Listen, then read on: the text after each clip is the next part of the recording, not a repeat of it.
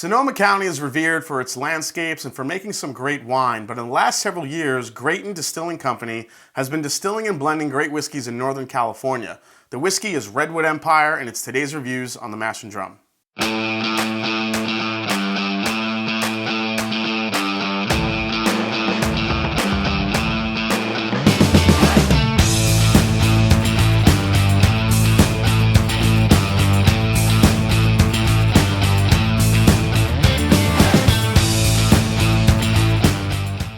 Northern California's rugged isolation has a long history of terrain being used for questionable activities.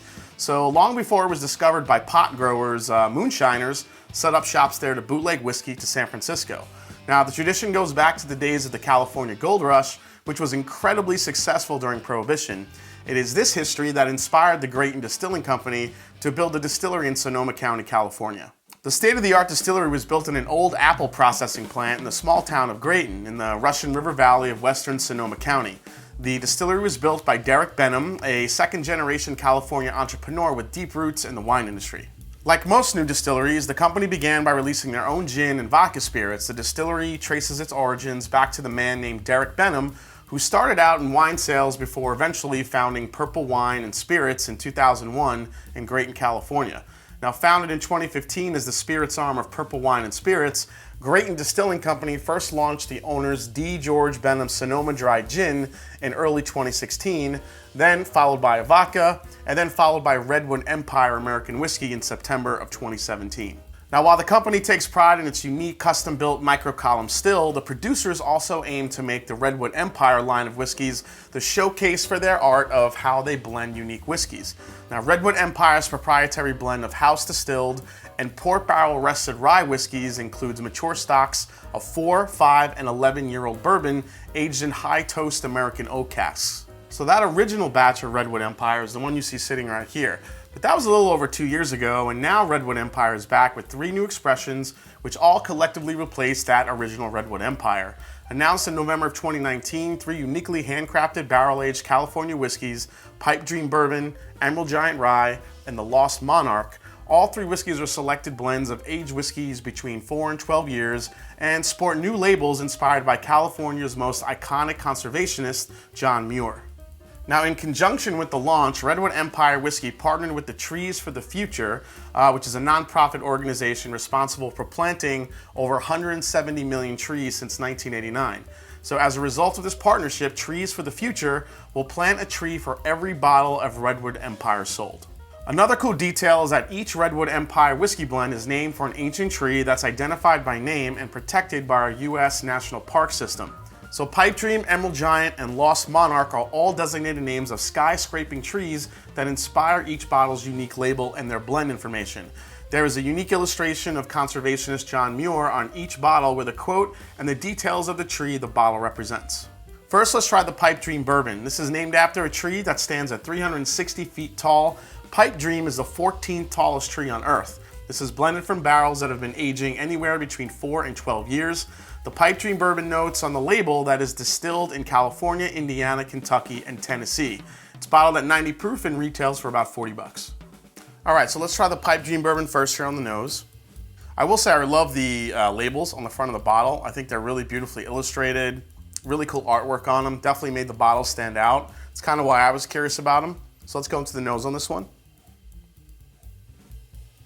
So first thing I get is a very light caramel and kind of a buttered popcorn note on the nose. Very light. So as I mentioned in the press release, it said there was bourbon in here that were in barrels blended together, aged at least 4 to 12 years old. On the back of the bottle here, it says selected barrels aged at least 4 years. So I would probably think by the nose that this is more on the younger side than any of that 12-year bourbon in there. But I think the art of blending that's the trick, is you want to get some youthful whiskey in there, blend it with some older stuff to get that really good balance. Yeah, there's a peanut aspect here. Definitely get a little bit of rye spice. I'm getting some oak character, but there's not a lot here. It definitely is more on the youthful side, I think. Definitely sweet. But I think the dominant note for me on this is a buttered popcorn, peanut. Definitely a little bit of light caramel in there too, I think. Yeah, the nose here is just good. It's sweet. It's not overly complex. Really pleasing nose. Let's see how it tastes on the palate. Here we go, cheers. There's way more spice on the palate that I'm getting that I wasn't really picking up too much on the nose. There was some wood spice there. Get it way more on the palate. Some nice black pepper notes to it. Definitely sweet. Get a little bit more of that peanut note there too. Let's go for another sip. Now remember, this is 90 proof, so I'm trying not to judge it based on my love for high proof bourbons. I'm trying to judge it as a 90 proof bourbon. That's always sometimes the trick you gotta take into account for. For a 90 proofer, this is offering some really good balance, good complexity. For a 90 proof bourbon, this is offering some good balance here. It's sweet. It's definitely got that nice spice to it. Peanut characteristic. Definitely a little bit of oak tan in there too. Let's go for another sip. All right, that's it. Flavors are starting to flatten out a little bit. That's gonna happen with a 90 proof whiskey, but what you're left with is still a really nice, easy sipper. It's a little bit fruity too. That's coming in with that peanut. Getting a little bit of a light, maybe like an apricot type note I think I'm getting in there. Maybe a little cherry too. Now on the back of the bottle, it does label that it was distilled in Indiana, Kentucky, Tennessee, and California. So it's probably a mix of MGP with maybe some Dickel in there. There's some Kentucky juice in there too. If I was guessing, I might lean towards something with the high rye mash bill, maybe Barton. It's coming in with that really nice spice, and I think the peanut is where I'm coming up with where that Dickel note is coming from a little bit, but it doesn't taste like Dickel at all. I just think that a little bit of that peanut note is maybe adding to that flavor a little bit. Let's go for one last sip of this one. Yeah, as you keep sipping on it, it stays really nice and sweet. Again, it's not overly complex, but I really like the rye spice on the back end of this. I think that's what saves it. All right, let's try the Emerald Giant Rye. So the Emerald Giant Rye, now this expression's namesake is the tallest tree in the Emerald Grove. It is blended from rye barrels aged 3 to 5 years. The Emerald Giant Rye notes on the label that it's distilled in California and Indiana. This is also bottled at 90 proof and retails for about 40 bucks. All right, so let's try the Green Giant, not the Green Giant, the Emerald Giant. We're not eating vegetables, we're drinking whiskey, sorry. The Emerald Giant. All right, let's go to the nose. This is nice on the nose. This is a classic rye whiskey nose. Some spearmint there. I'm getting a lot of clove, a lot of allspice on this one. I am picking up some good barrel influence on this one too. For 3 to 4 year rye, it's got some good balance to it, especially on the nose. I like the pepperiness it gives off. It's definitely sweet. It's definitely on the sweeter side, I think. But it's also balancing nicely with that rye spice. So far the first two, both noses have given me really nice balance. Let's see how it is on the palate. Here we go, cheers.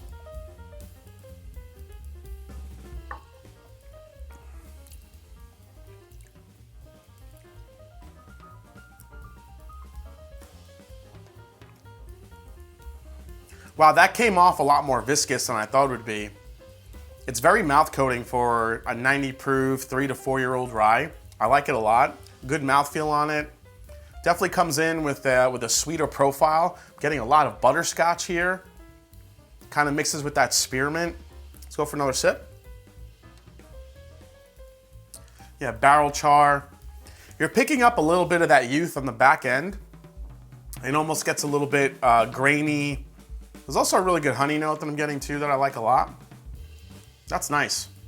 Yeah, definitely more of that allspice, that clove accent I was getting too. That's really nice on the palate. Let's go for one more sip.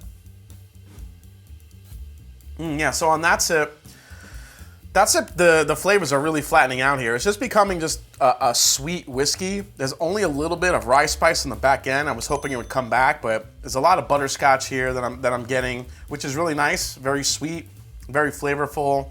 Tad bit of spice. There's not a lot lingering around here. Let's go for another sip. Yeah, for a 90 proof rye, this actually has a good amount of flavor. I just wish it had more of a rye spice on the back end of it. It's kind of losing it the more you sip it. I feel like there are ryes that are a little bit cheaper than this, like, you know, the Old Forester rye, even the new Elijah Craig rye that I had, probably delivers a little bit more flavor and finish than this one in particular. So while it is a good rye, it's definitely well balanced. It just doesn't bring enough flavor from sip to sip for me. All right, let's go to the last one, which is the Lost Monarch. So the Lost Monarch is a blend of straight whiskeys. This is named for the tallest tree in the Redwood Empire's Grove of Titans. This is a blend of rye and bourbon crafted from 3 to 5-year-old rye and 4 to 12-year-old bourbon. Now the label on this only says it's bottled in California and has no distilling locations, but based on history, I would say this is a blend of source rye and bourbon blended with some of their own young distillate. This is also 90 proof and about 40 bucks. So now the Lost Monarch is a blend of rye and bourbon, so it definitely has more interesting flavors here on the nose. You're getting that bourbon sweetness with that rye spice. It's not overly powerful though, but it's there. I'm getting a ton of clove on the nose here. There's a lot of clove coming through. Some baking spices. This one has a lot of barrel char. It's almost, it's got almost a smoky aspect to it. I really like it on the nose. A little bit of fruit there. But I feel like the barrel char, the clove, and the rye spice are really punching through on the nose here for me. All right, let's see what it's like on the palate. Here we go, cheers. I think I like that one the best. That one is the most interesting for me on the palate. This one has rye spice, some good caramel notes here, the vanillas, really coming through powerfully. I like that one a lot. There's a little bit of a leather aspect to it, still keeping that smokiness to it a little bit. Let's go for another sip. Again, just like these, it softens up a little bit as you sip it, but this one, the Lost Monarch, it's staying a little bit more complex. I think the blend of the rye and the bourbons, different ages, I think they blended this one nicely. It's really coming through with a softness, but also a really good flavor to it as well. I think that's easily my favorite one of the three. Let's go for another sip. I'm starting to pick up a little bit of that peanut note I was getting in this one, in the bourbon. In the Pipe Dream Bourbon, I should say. But yeah, again, it finishes soft, it's sweet, it's flavorful, good rye spice. I do like the blend in here of the rye and the bourbon. I think it's definitely my favorite of the three. Let's go for one last sip of this one. Yeah, I really like the flavors on this one. Up front, you get the caramel corn, a little bit of that smoke, the barrel char, some of that rye spice is there also on the front, but a lot of sweetness. Then as it works its way back, that's when you get the little bit of a leather note, then the allspice and that clove note kicks in, really finishes it off well, and then all of a sudden, that rye spice kicks in a little bit further. I think the rye spice in this one is what makes it interesting throughout, from front to back. That rye spice kind of lingers there to kind of balance out that sweetness. You get a little bit of age to it, there's some youth to it. I feel like it's the most interesting out of the three easily. All right, guys, let's go to the final breakdown on all three of these. All right, so these are $40 across the board, which makes it interesting because I think all three of them offer different amounts of value and flavor here. So for the Pipe Dream Bourbon, I think that this value here is even. I'm gonna say even on this one. It's 40 bucks. It's a really good sipper. It's sweet. It's got a little bit of rye spice to it. It's definitely got a little bit of youth to it as well. It's not a bad bourbon, but it's also not super exceptional. I think right at 40 bucks is probably where it should be. The rye whiskey, to me, I think the value for this one is a little bit low. And the only reason why I'm giving it a low mark is because I think there are cheaper rye whiskeys out there that are absolutely better than this one.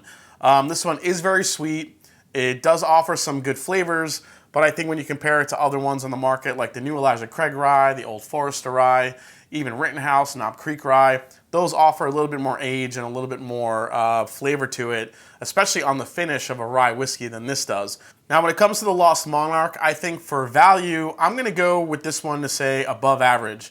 I think you get a little bit more for your money in this one for $40. I love the complexity of this one. I love the spice.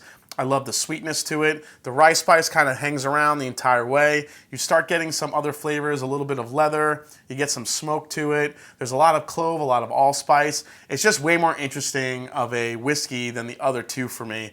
It's easily my favorite of the three, so I think this one at a value of $40 is definitely above average. Now, as far as availability, I think the availability on this is fair. I tried to do some research and find out exactly what states these are available in.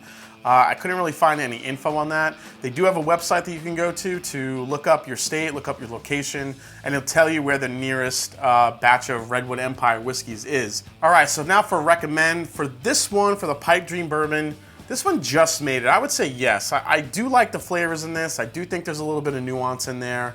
Like I said, it's not overly complex. I do like the balance of the sweet and a little bit of spice though. The rye whiskey, I would probably pass on that one. I would say not a recommend. If you get a pour from someone else that might have one, definitely try it. I just don't think it offers a lot in complexity for a $40 price point when compared to some other really good ryes that are half the price of this one. If there's going to be a definite recommend, it's going to be the Lost Monarch. The Lost Monarch, I think, has the spiciness, it's got the flavor profile, it's got great balance, it's the most interesting of all three that really give you a good punch of flavor, good balance, especially for a 90 proof bourbon. All right, guys, well, I hope you enjoyed this review for the 3 new Redwood Empire whiskeys, the Pipe Dream Bourbon, the Emerald Giant Rye Whiskey, and the Lost Monarch blend of rye and bourbon. I hope you enjoyed it. If you did, hit the subscribe button below. Please hit that like button. If you haven't yet, find me on Instagram and find me on Twitter. Let me know if you've had these 3, what you think, what your favorite of the 3 is. And as I always say, it is not about the whiskey, it's the people you share it with. See you next time on The Mash and Drum. Take care.